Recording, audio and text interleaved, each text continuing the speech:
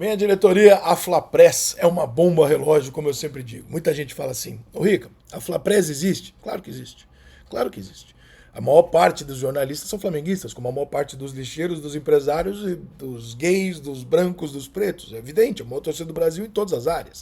A maior parte da imprensa de São Paulo é corintiana, claro, os corintianos são a maioria, então isso é natural. Mas mais natural do que seja a maioria é de que saiba lidar com isso. E saber lidar com isso significa você ter uma torcida extremamente passional ou não. Existem torcidas que compram a crise, existem torcidas que não compram. Eu faço isso há 25 anos, eu tenho exata noção do que eu tenho que dizer sobre cada time, e não conforme a minha opinião, mas em que tom eu tenho que dizer sobre cada time. O que cada torcedor, cada torcida está sentindo, cada torcida reage de uma maneira, o que é intocável para cada torcida. Você aprende isso ao longo dos anos. E a imprensa existe há 150, sei lá quantos anos. Então ela sabe, evidente, todos nós sabemos.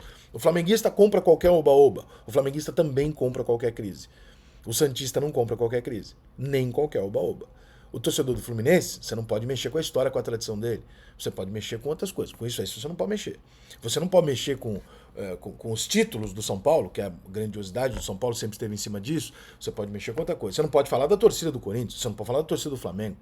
Né? Isso é passional. Então, você sabe aonde ir e a imprensa sabe aonde ir com esses caras. E aí se usa isso muito no noticiário, que é a parte que eu discordo. Eu acho que você dá a sua opinião, escrever um texto exaltando, criticando, tudo bem. Agora, na parte dos fatos, de mexer nos fatos para mexer com o torcedor, aí eu já acho que envolve manipulação e muitas vezes a gente viu isso. Não sei se é o caso, se não é.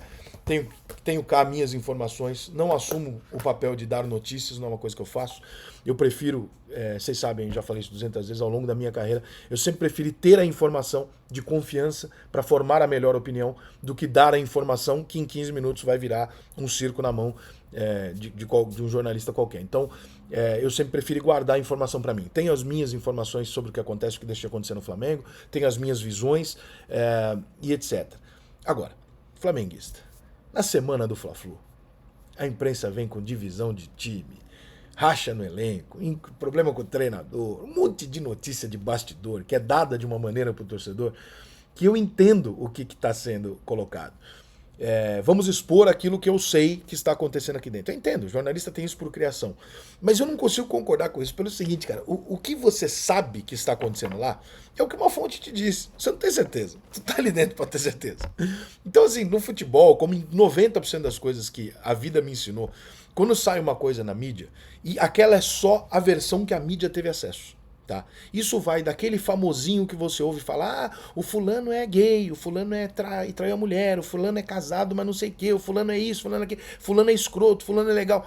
Meu irmão, aquilo é um recortezinho que alguém da imprensa soube, publicou e aquilo virou uma verdade. É simples assim, irmão. As pessoas não têm a menor ideia do que de fato acontece na vida de um famoso, dentro de um relacionamento de uma pessoa famosa, dentro de um clube de futebol, dentro de um elenco. É muito distante o que você ouve daquilo que realmente acontece. Agora, na semana do clássico, o Davi Luiz não gosta do Gabigol. Porra. Se você botar essa notícia lá, talvez, no São Paulo, essa notícia não vai vender pra caralho, porque o São Paulino só consome coisa boa. O São Paulino, ele não consome crise. Do mesmo jeito. O flamenguista não, ele consome a crise do mesmo jeito que ele consome a vitória. Ele consome os dois. Então a Flapress sabe que qualquer um dos dois, batendo lá em cima ou lá embaixo, ela só tem que bater num dos extremos. O Flamengo não pode estar aqui no meio nunca. O Flamengo não pode passar 2 jogos e você falar assim, veja, há uma reformulação acontecendo, o Flamengo está num momento conturbado, mas ainda assim o Flamengo está disputando Copa do Brasil, Libertadores, tá ali no Brasileiro ali, não tá do jeito que você esperava, mas também não é uma tragédia. Isso no Flamengo não vende. Então você precisa vender ou extremo para baixo ou extremo para cima. Para cima não vai rolar, porque a bola não tá entrando.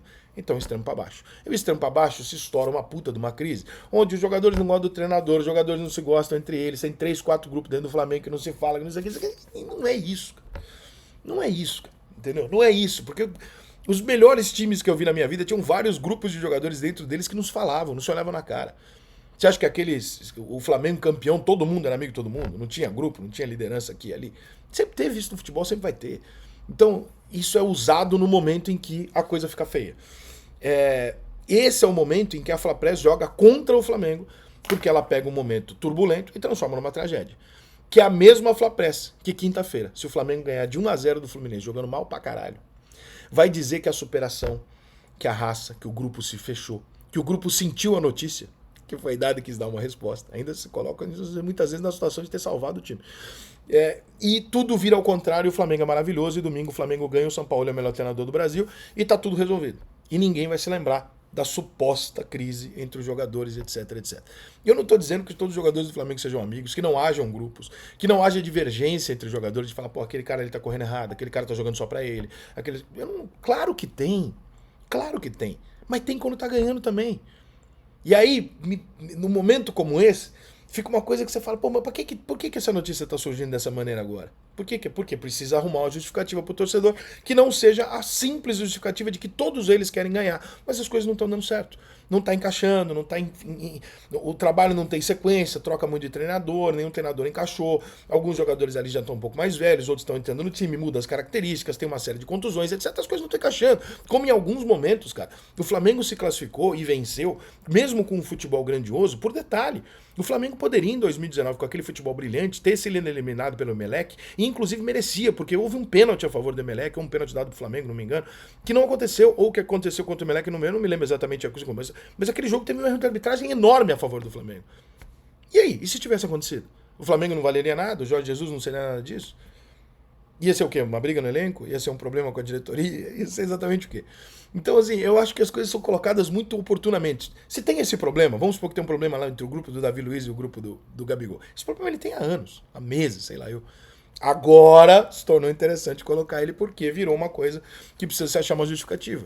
Então, assim, eu não concordo com esse tipo de reação, sei lá se posso chamar de oportunismo, talvez sim, oportunismo da imprensa de pegar momentos e falar assim, eu sei que agora o Flamengo vai sentir e eu sei que agora o flamenguista vai comprar uma história. Então agora eu vou publicar essa história. Né? Porque essa notícia ela pode acontecer, por exemplo, o Flamengo tá ganhando, você vai lá e fala, mesmo ganhando, o Flamengo tem 2 grupos no elenco que tem um racha. Algum flamenguista vai comprar essa notícia? Não vai. Agora ela tem valor. Então, na verdade, não é porque eu sei da notícia, é porque eu preciso arrumar uma justificativa e eu preciso aproveitar esse momento para que essa notícia seja bombástica e tal. Eu, sinceramente, cara, acho que o Flamengo tem problemas internos que vão muito além de jogador gostar de um grupinho ou de não gostar de um grupinho. Eu acho que são questões naturais de um elenco desgastado, de um ciclo que vai se encerrando, de jogadores que vão trocando, que vão perdendo, a geladeira vai ficando cheia, outros jogadores se machucando, outros jogadores frustrados por não terem sido vendidos, outros jogadores chegando e não encontrando aquele Flamengo que eles esperavam, outros jogadores que chegam para ser titular e não jogam e falam, pô, mas eu não vim aqui para isso. Enfim, troca de treinador, troca de metodologia o tempo inteiro, e uma série de coisas ali que conturbam as coisas e que às vezes dão certo, às vezes não dão certo. E são coisas do futebol.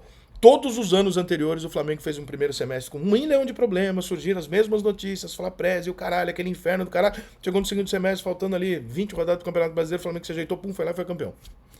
Então, você também tem que ter memória para lembrar do que aconteceu recentemente. Eu não entro nessa pilha, cara. Para mim, o jogo quinta-feira continua aberto, meio a meio, porque o Fluminense tem qualidade, não porque o Flamengo tá desgastado ou porque o Davi Luiz não gosta ou gosta do Gabigol. Eu acho isso uma grande bobagem, até porque um deles não tá nem jogando, né? O Davi não tá nem de titular.